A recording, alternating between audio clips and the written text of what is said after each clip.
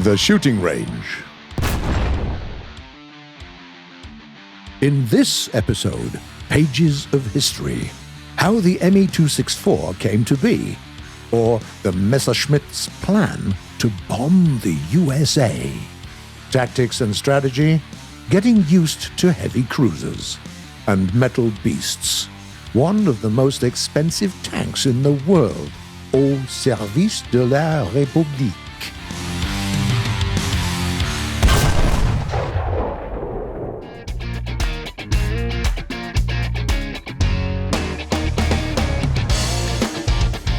The AMX-56 Leclerc S1 is the first French MBT and one of the symbols of the French military industry. One does not simply become a symbol, and that's 100% true when it comes to the Leclerc as well. It's a high-tech combat vehicle with great weapons and armor. Its main gun is a 120mm cannon outfitted with a two-plane stabilizer and an autoloader. Its elevation angles are from -8 to +20 degrees. There is a coaxial machine gun, and the turret hosts smoke grenade launchers. Speaking of the turret, its frontal armor provides you with about 500mm of protection against APFSDS rounds, and about 750mm against heat rounds. It's also got packages of reactive armor on the side near the autoloader. The front of the hull provides more than 500mm of protection against APFSDS rounds, and the frontal parts of the sides are also covered with heavy composite protection. The engine is located in the rear. The driver is in the front. Other crew members are located in the turret. Now, let's take a look at the weapons at our disposal. We've got two types of rounds. The stock Heat FS shell can pierce 600mm of armor, which is quite good, even though a lot of enemies of the Leclerc have at least some kind of protection against this type of attack. Then there is an impressive APFSDS round that can go through 520mm of steel at 100 meters. It's one of the most powerful sub-caliber rounds at battle rating 10.0. That's quite a nasty surprise, even for the most heavily armored enemies, as its piercing rate is dozens of millimeters higher than most of its rivals. Moreover, this is the fastest APFSDS at BR-10 as well, 1,790 meters per second. And the finishing touch comes with the autoloader. Of all the tanks of the Western-type design, only two other vehicles have autoloaders like this: the AMX-56 and the Type 90. This gun reloads in some mere 6 seconds. Okay, it's clear that the Leclerc sets a pretty high bar in terms of firepower, but what about its performance in other areas? Well, first off, this tank has okay mobility. It's fast enough to keep up with the speedy comrades, but not enough to take the lead. Its protection is also decent. If we compare it with other MBTs, of course, you still need to hide the lower glacis plate. The sides are quite thin, and the tank has a huge profile. But it has a very well-protected turret, and the central glacis plate can easily withstand a hit with a sub-caliber round. How do you play on the AMX-56? Well, it's just like other top Western MBTs, but with amazing firepower. The sturdy turret and good elevation angles give this French tank an advantage in fights on uneven terrain or in hilly areas, and its agility, a sturdy upper glacis plate, and its fast-firing weapon allow for dynamic and even aggressive gameplay in urban environments. Even if you won't get a frag with your first shot, you don't need to wait for the second one for too long. Thanks to its fast fire rate, the AMX-56 is sometimes capable of fighting multiple enemies simultaneously, especially if we're talking Soviet tanks with carousel-type autoloaders. But don't get too cocky. Your lower glacis plate, thin sides, and huge size are always a concern. It's not easy to hide a tank this big after all. Stay vigilant.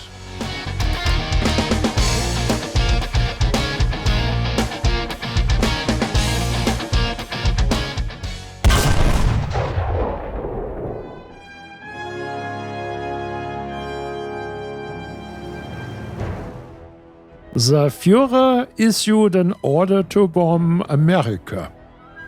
At this point, some of the German aircraft designers probably had to consider whether the leader of the nation was completely sane. The Luftwaffe couldn't even bomb England, which was only an English channel away. Moreover, the Ural bomber project was shut down before the war. And now the Luftwaffe was desperately lacking aircraft that could threaten the Soviet industry hidden in the Soviet East. And the Führer wanted to bomb America. Who in the world could achieve that, even in theory? And moreover, why would anyone even want that? Drop bombs on New York to deliver a blow to their morale? Yeah, sure. Pearl Harbor, anyone?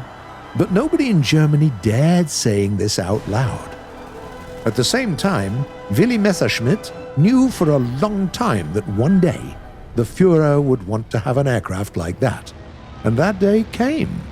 So, while outdated designs of the Ural bomber project were collecting dust in hangars, or were being steadily redesigned to perform transport or reconnaissance duties, Messerschmitt was busy creating a strategic bomber. And now, After this order, he only needed to give it a resounding name. the America bomber. And, well, to actually assemble the thing. The Me-264 looked formidable indeed, and made a great impression on the Reich's authorities, though in its current state it couldn't fly to the US coast and back. Its range was impressive, but that still was not enough. Moreover, the engine builders failed Messerschmitt as well.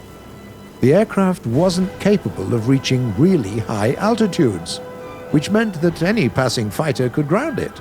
The operating ceiling could be raised with the help of turbochargers, like on the B-17. Yeah, that's if anyone in Germany actually produced those turbochargers. Another option was to get a bigger wingspan. Nope, couldn't be done. Willy Messerschmitt was extremely good at designing small and incredibly light sport aircraft. And even here, on this huge four-engine giant, he opted to employ his favorite one-spar wing, which, to be honest, was already problematic on the Bf-109. Sure, it was reinforced with built-in fuel tanks, but even then the Me-264 was constantly on the verge of falling apart mid-air. And no, the America bomber wasn't a bad aircraft. On the contrary, it was a decent strategic bomber, on a par with the best aircraft of its kind. But neither the American nor the English bombers of the era had to fly over the Atlantic and back. Basically, all the problems of the first prototype of the Me-264 could be solved, except for the problem with the range, which was the most important thing for Hitler, still dreaming of the burning skyscrapers of New York. But Messerschmitt didn't give up. He set off to get the needed results by creating An America bomber with 6 engines. His engineers were working day and night, but none of the 3 bombers that they managed to build ever crossed the Atlantic. It wasn't because of the flaws of the aircraft per se, but because of the impossible demands from their leadership. Well, the Reich's time was almost over anyway. There is even a small conspiracy theory among aviation experts. What if the whole America bomber project were just a sabotage, organized by Messerschmitt and some of the Luftwaffe generals as an answer to Hitler's insane order to bomb the USA? The Reich leadership was focused on the Me-264 for too long. For example, the Junkers 390 that was, in theory, actually capable of flying all the way to the Statue of Liberty and back, was never anything more than just a second option. And the TA-400, the Kurt tank's take on the America bomber project, wasn't even built. Can this conspiracy theory be true? Well, why don't you decide for yourself? Get behind the controls of an Me-264 in the game and ask yourself, could this controversial but very interesting aircraft actually reach the American shores?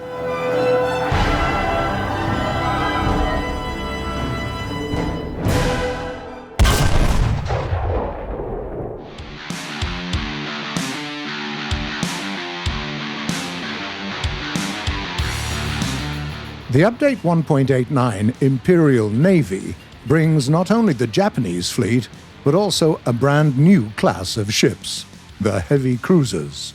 It's worth mentioning that a ship's class is defined not by its displacement, its size or armor, but by its main armaments. For example, the first ships of this class in the game, the Kako and the Furutaka, are equipped with naval guns of 200mm and 203mm in caliber. Let's see what the in-game pros and cons are of using these ships, and discuss some basic strategies. First of all, guns that big take a lot of time to reload.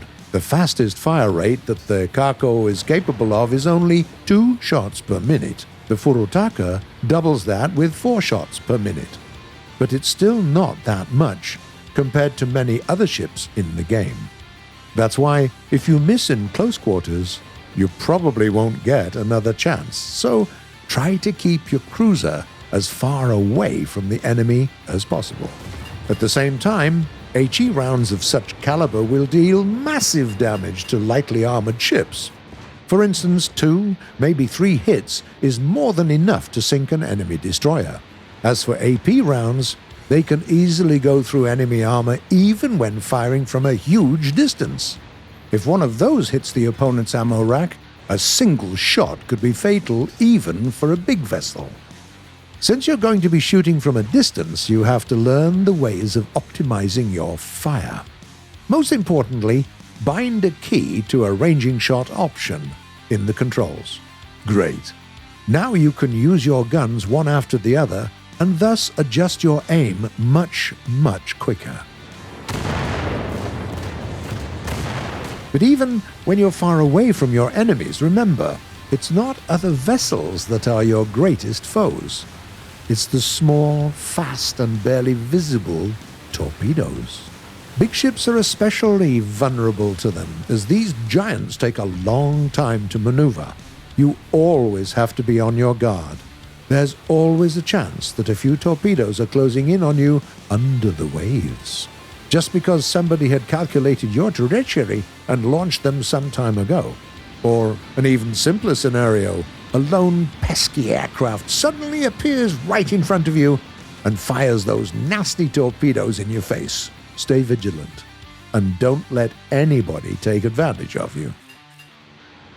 On the other hand, you're not just the hunted, you're also a hunter. The Kako and the Furutaka, compared to big vessels of other nations, have loads of torpedoes. A great pile of them. 16 on the Furutaka and 24 on the Kako. They've got a great range, so you can effectively use them from a safe distance. And since you've got a lot of torpedoes, you can afford to fire several of them off in quick succession to greatly increase your chances of hitting the target. Good luck on your hunt.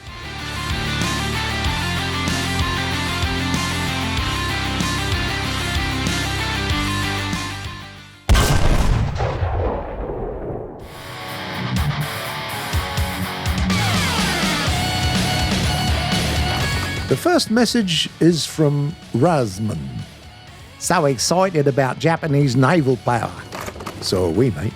The Japanese Navy is very cool, not just by itself, but for the future of the game as a whole, as it adds the heavy cruisers that we've just talked about. This new class of ships is extremely powerful, and we hope that the players will like it as much as we do. Then there is a question from Adam Coombs. Gaijin, how do you decide which subject to talk about for pages of history? Hi there. It depends on different factors. Sometimes it's all about the new update and the historic aspects it's connected to. But mostly it happens like this. One of our historians runs into the office, eyes blazing, hands sawing the air, and claims that we just have to, like right now, talk about, something. And these guys are so passionate about it that we just can't resist. Random German soldier asks, Will you make the climbing the rank with Italian tanks episode? Hi there, mate. We've already made a video on Italian ground forces. Surprisingly, it's called Italian Ground Forces Speed and Firepower. It came out early January. This is surely the one you'd want to watch. Next question is from Tomika. Is it possible that you add realistic tank barrels, like collides with the wall and trees, etc.? The question that's been haunting us for years. Yes, it's entirely possible. In fact, it's a lot easier than a number of other mechanics and physical phenomena that we've already implemented in the game. But this is the one where we'd like to step away from reality a little bit and make the game more comfortable for the players. Otherwise, a good third of tanks on both sides would arrive in positions with broken barrels. And hey, where's the fun in that? And the last, very serious message is from Mr. John Ireland. Gaijin, please give us the X-Wings. Dear Mr. John Ireland, the Emperor takes a lot of interest in finding out why you would need the X-Wings. An elite stormtrooper detail has been dispatched to pick you up for inquiry. We ask you kindly not to leave the planet in the coming days. That's it for today. That was The Shooting Range by Gaijin Entertainment. If you like this whiz video, don't hesitate to leave a like. We're always really glad when you do. So, subscribe to the channel. Go on, do it now before I finish. Click the bell button, click, click, click, so that you don't miss the upcoming videos. And do tell us what you think in the comments below. See you in a week.